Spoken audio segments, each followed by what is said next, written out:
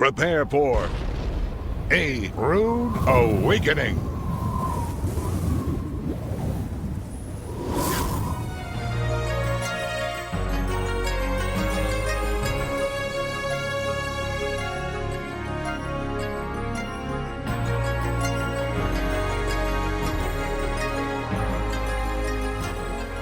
Shalom, Torah fans. This is Michael Rood welcoming you to the last episode of the 11-part series, The Creator's Calendar and the Restoration of All Things. It has been more than a decade since I began my full-time assignment of teaching the Feast of the Lord and their prophetic fulfillment. Admittedly, these teachings have had little effect on the world at large, but over the years it has become increasingly evident to believers why the Almighty commanded Israel to keep these feasts forever. In fact, Scripture makes it clear that when the Messiah rules the earth, his Sabbaths and his feast will be honored by all the inhabitants of the earth at his appointed times, or else it will not rain on that nation for an entire year. That is not an extended weather forecast. It is an agonizing death sentence. Those who treat the feast of Yahweh with disdain now and reject the revelation of his appointed times as prophetic shadow pictures of future events have willfully opted to partake of the blindness and ignorance that we, the children of light, are supposed to escape. When I first began teaching on the prophetic fulfillment of the Feast of the Lord, I stated, it is impossible to understand the Gospels and the ministry of the Messiah unless we first understand both the Torah, the instructions of the Almighty that we received through Moses on Mount Sinai, and the prophets who called Israel back to those instructions, and who also gave us more detail about the promised Messiah, the prophet of whom Moses spoke. Now, after more than a decade of teaching the Torah and the prophets, I present the final subject that will allow us to understand the Gospels with more clarity than has been imagined since the onset of the Dark Ages: the astronomically and agriculturally corrected biblical Hebrew calendar, or in short, the Creator's Calendar. This series could not be taught 20 years ago. The Creator's Calendar had not been restored, and the science of astrophysics had not developed to the stage that we can now apply the restored calendar to past millennia with an accuracy exceeding 1/10,000,000th of a day.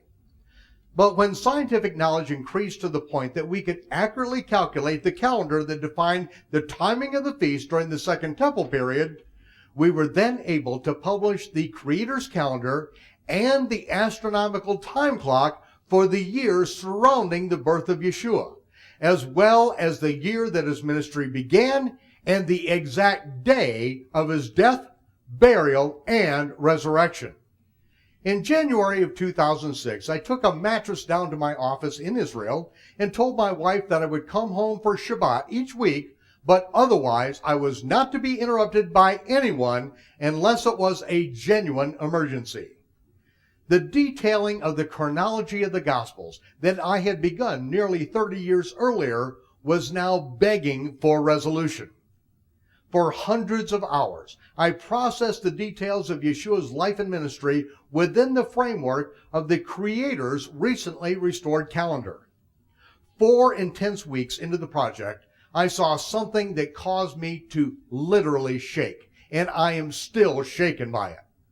While applying the parameters of the Creator's Calendar to prophetically significant events in the past, I found the solution to Daniel's 70 Shavuim, or 70-week prophecy, on 3 interweaving layers. A 3-dimensional mathematical solution which defied statistical probability. Now it was clear to me why I was so inexplicably compelled to embark on the adventure of restoring the Creator's Calendar over a decade earlier. Without it, the chronological justification of the Gospels was impossible, and Daniel's 70 Shavuim prophecy would remain shrouded in the mist of forgotten time. For the next 5 months, I assembled a group of mature believers in my home in the Galilee for 5 hours each Sabbath as I laid out the gospel chronology and the solution to Daniel's cryptic prophecy. In the fall of 2006, I reduced this exhaustive 70-hour explanation to a 2-night seminar which I entitled The Jonah Code and presented it to audiences throughout America. The Jonah Code and the 70 Shavuot Prophecy of Daniel is now available in a 6-hour audio CD series or the full 10-hour DVD multimedia video series.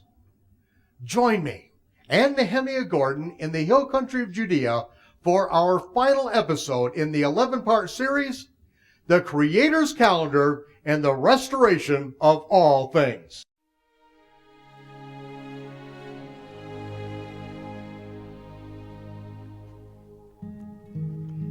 The Creator's Calendar and the Feast of the Lord are detailed prophetic shadow pictures of good things to come.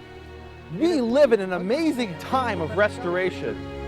For nearly 2,000 years, the Jewish people were scattered across the lands of the dispersion, and now we're back in the land of Israel. A Rude Awakening Television presents The Creator's Calendar and the Restoration of All Things. A special presentation from Israel by Michael Rood and Nehemiah Gordon. What do we actually know about how the biblical calendar functioned in ancient times in the first century? Well, we have a number of ancient sources that talk about how they decided whether or not to have 12 or 13 months. And one of them is actually a fascinating document, which is the letter of Rabban Gamliel. And this was actually the Gamliel, or Gamaliel, who was the teacher of Shaul, of Paul of Tarsus. And the story is related as follows. It says, it once happened that Rabban Gamliel I was sitting on a step on the Temple Mount. One of the interesting things about this ancient source is that we've actually uncovered these steps, the very steps where Rabban Gamliel was sitting. It goes on, and the well-known scribe Yochanan was standing before Rabban Gamliel with 3 cut sheets of parchment, and then it describes 3 letters that Rabban Gamliel dictated, and the third one goes as follows. Rabban Gamliel said to the scribe, "Write to our brethren, the exiles of Babylonia, and to those in Media, and to all the other exiled sons of Israel, saying, May your peace be great forever. We beg to inform you that the doves are still tender, and the lambs are still young, and the Aviv is not yet ripe. It seems advisable to me and my colleagues to add 30 days to this year." So we see in the first century that they actually added a 13th month based on 3 factors: the doves, the lambs, and the Aviv. Now what we have to do is not just blindly follow what it says in ancient sources. We have to see if that lines up with Scripture. And when I examine in the Torah and in the Hebrew Scriptures for any reference to for the month of the doves or the month of the lambs, I don't find that. What I do find is the month of the Aviv. So of these 3 factors, the one that actually lines up with scriptural evidence is the Aviv. And this is what was actually done in the first century by the teacher of Shaul of Tarsus. There's actually another ancient source dating back to the first century which states as follows. It says, based on 3 things is the year intercalated. Remember, intercalated means adding a 13th month. 3 things is the year intercalated: on the Aviv, on the fruits of the trees, and on the equinox. This source actually does mention the equinox, unlike Josephus. Based on 2 of them, the year is intercalated, but based on 1 of them alone, the year is not intercalated. And then it says a very interesting statement. It says, and when the Aviv is one of them, everyone is pleased. What we can actually see is that there are 2 systems that were used in the first century. One appears in this letter of Gamaliel I, the doves, the lambs, and the Aviv. The other appears in what's called a Braita, which is an early Pharisaical document, and there it describes the fruits in the equinox and the Aviv. What the 2 systems have in common, what these 2 rival factions agreed upon, was the Aviv. And that's actually mentioned in the ancient sources, which say when the Aviv is one of the factors, everyone's happy, because the rival factions don't agree on the fruits, the equinox, the doves, or the lambs, but everyone agrees on the Aviv, because when you look for that in Scripture, you actually find it mentioned, keep the month of the Aviv. Well, the Aviv is not just something we've rediscovered in modern times. It's been known really throughout history.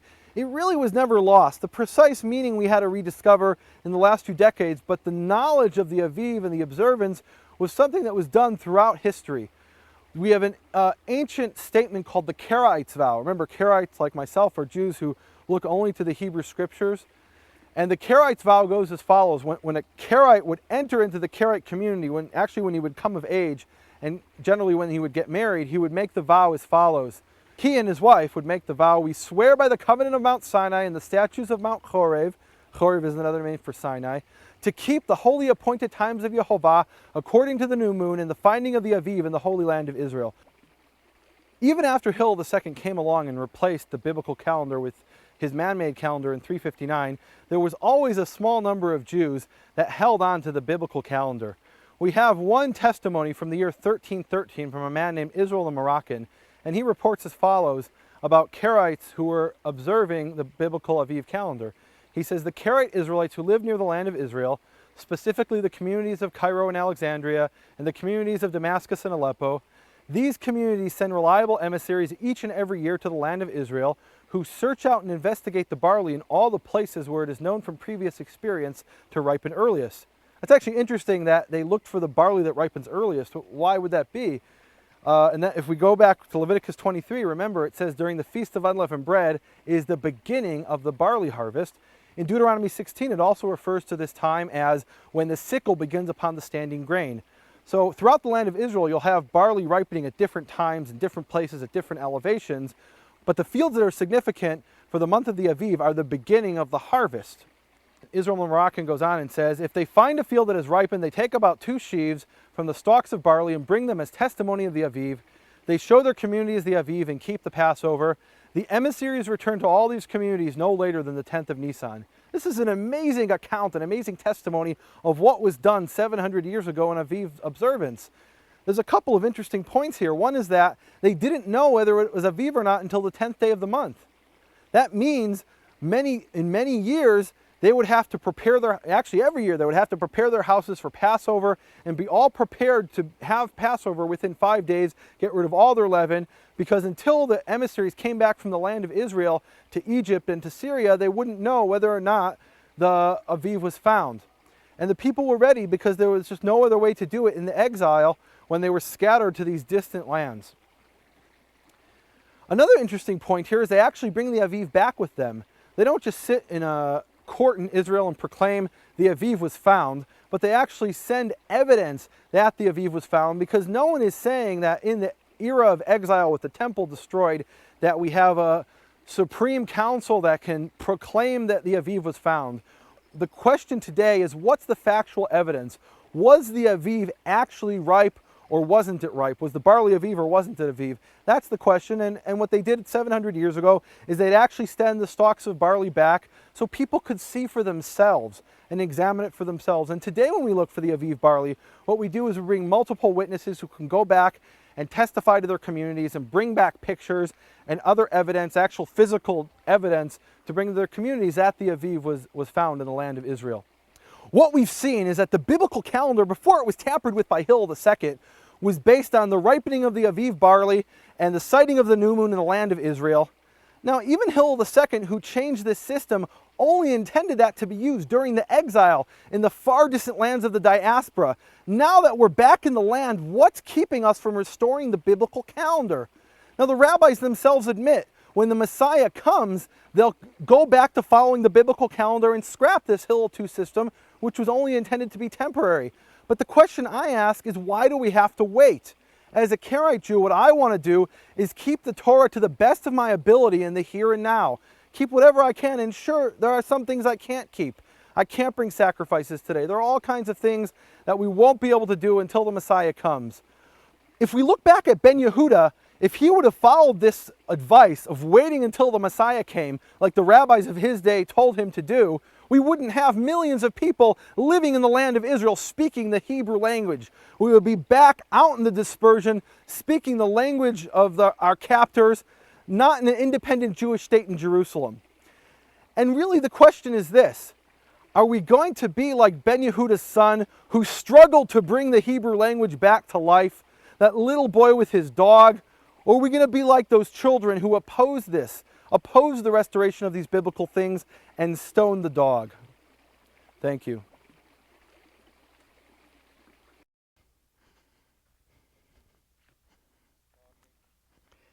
The Creator's calendar and the Feast of the Lord are detailed prophetic shadow pictures of good things to come. And if we understand these prophetic shadow pictures, then we will understand the Gospels and the book of Revelation. In order to do this, we need to inspect some of these details as they are embedded in the rehearsals that were practiced during the temple period. Now that we understand the Creator's calendar is determined by the visible sighting of the first sliver of the new moon and by the Aviv barley in the land of Israel, let's go to a particular feast to show how this is fulfilled in the book of Revelation. The feast that we're going to look at is the Feast of Trumpets, Yom Teruah, the Day of Trumpets. Yom Teruah occurs on the first day of the 7th month. This is particularly significant because it is the only feast that begins on the first day of the month. And you never know when the first day of the month is until you see the first sliver of the new moon. So the Day of Trumpets each year occurs on a day and hour that no man knows. In fact, we don't even know what month it's going to occur in until the barley is Aviv, which marks the first month, and then by the time we come to the 7th month, the Sabbath month, then we will know that we are to prepare and get ready for the Day of Trumpets. The 6th month, we are bringing in the harvest. The men are out in the fields gathering in the harvest. The women are at the millstone grinding. Everyone is working very diligently. And near the end of the month, as we watch the moon wane and finally the moon disappears, we know that in just a couple of days, the new moon is going to appear. And when it does this time, it is going to be the day of the awakening trumpets. And so when the moon disappears, we stop what we're doing, we go home, we wash our garments out, we get them all ironed out, straightened out, bleached as white as possible, and the women then, at that point, prepare a banquet. They get it ready ahead of time. And then everyone gets back out into the fields working.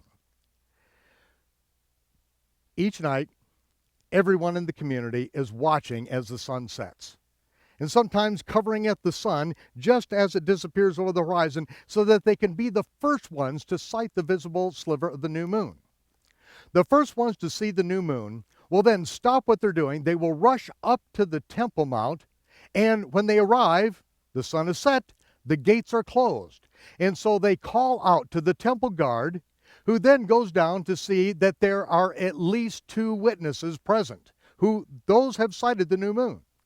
Then he goes up and gets a member of the rulers of Israel, one of the Nasi, one of the princes, and they come down and they go and interview these witnesses.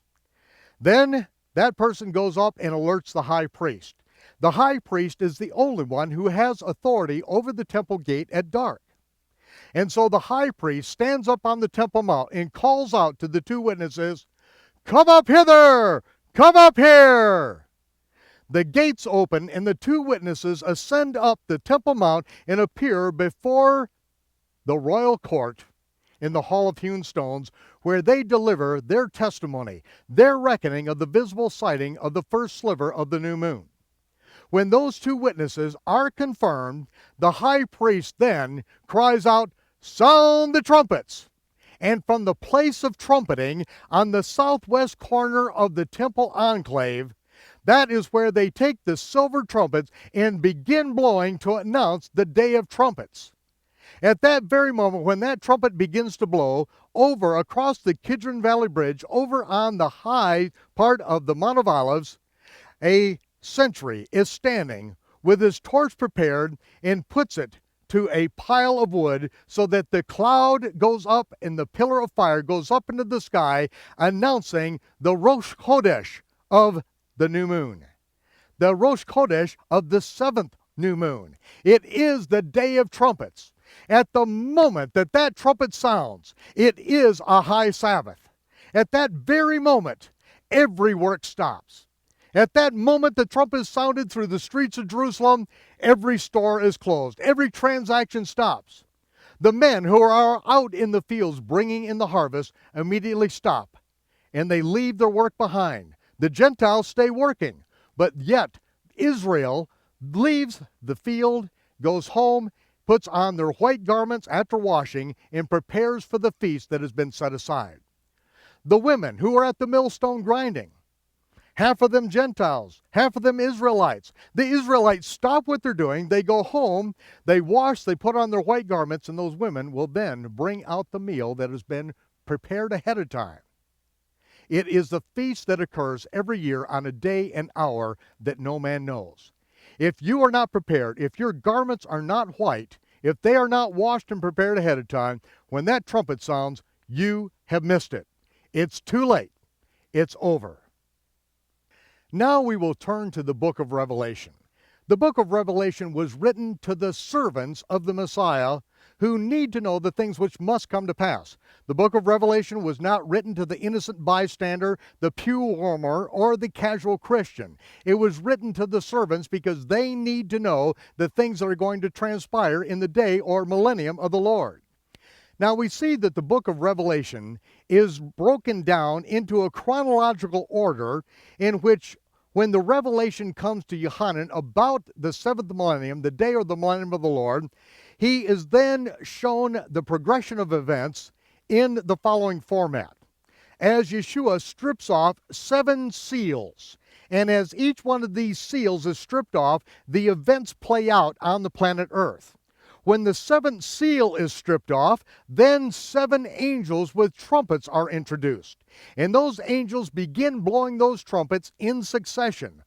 And when they get to the 6th trumpet, then an angel is introduced who stands with 1 foot on the land, 1 foot on the sea, and a scroll rolls out in their hand. That angel then shouts out those 7 things that are written on that scroll. Now, as Yohanan begins to write down, as he has faithfully done up to this point, he begins to write down everything that the angel said in each one of these 7 things, and he said it is like a lion roaring. As he begins to write it down, a voice comes out of heaven and shouts, "Stop! Do not write this down." Why? Yohanan is doing what he was told to do. Write it down for my servants. These are things that the Messiah does not want his servants to know about. But the one thing he can say is that this angel raises up his hand to heaven and he cries out and swears by him who lives forever that when the 7th trumpet sounds, and up to this point there's only been 6, and then these 7 thunders, but he says when the 7th trumpet sounds, the mystery of God will be executed. It's over. The final victory is about here. Yeshua does not want us to know the details of those 7 thunders, because if we knew about it in advance, we probably would not willingly go through it. But he has told us time and again that his grace, his empowerment by the Spirit is able to strengthen us and to carry us through anything that he is going to put before us in this life. We are not required to live until the end. We are only required to be faithful unto the end. And whenever the end is, the end is. Now, with that encouragement that we are just about there, the 7th trumpet is about to sound, then the scene changes. We are taken to Jerusalem, and we are introduced to 2 prophets that come upon the scene about the time of the abomination of desolation spoken of by the prophet Daniel and Yeshua. Yeshua said, when you see the abomination of desolation spoken by the prophet Daniel stand in the holy place, if you're in Jerusalem, get out of there immediately. If you're on top of your house, do not drop down and get a sleeping bag. If you're out in the field, don't come back and get a jacket, because then is going to be great tribulation such as never has been from the beginning of time and never will be again. And except those days would be shortened, there will be no flesh saved. Now, these 2 men come on the scene at that very time, and they stand in the streets of Jerusalem and they give their testimony. These witnesses testify for 3.5 years, the very time period that we are told to be out of there. These men can take care of themselves. If anyone speaks up against them, it says that fire comes out of their mouth and they melt their enemy right in front of everyone. These men are feared. But at the end of 3.5 years, it says when their testimony is finished, they are killed, and they lay dead in the streets of Jerusalem for 3.5 days. The time of year, you know, they are bloated up like a couple of armadillos on a Texas highway. Everyone around them is having a party. They are so thankful these guys are dead and gone. But at the end of 3.5 days, it says that there is an earthquake that gets everyone's attention. And when that earthquake happens, those men stand up on their feet, and out of the portals of heaven, the voice of the high priest cries out. The voice of the high priest who has the authority over the gate. And he cries out to those two witnesses, "Come up hither! Come up here!" And those two witnesses ascend up before the heavenly court. And when they give their reckoning of the visible sighting of the first sliver of the new moon of Tishri 1, the high priest himself cries out, "Sound the trumpet!" And the angels sound the trumpet.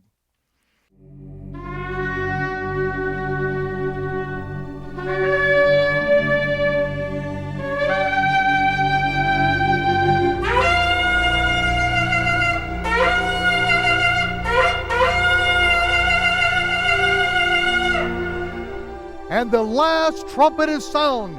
At that moment, the angels cry out, "Now is come the time of the dead, when the righteous are raised and rewarded.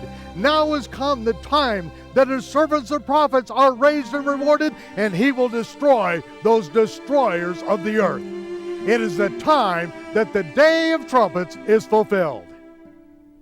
The feast of the Lord will be fulfilled to the very day, the very hour, to the exact moment in which they've been rehearsed for thousands of years.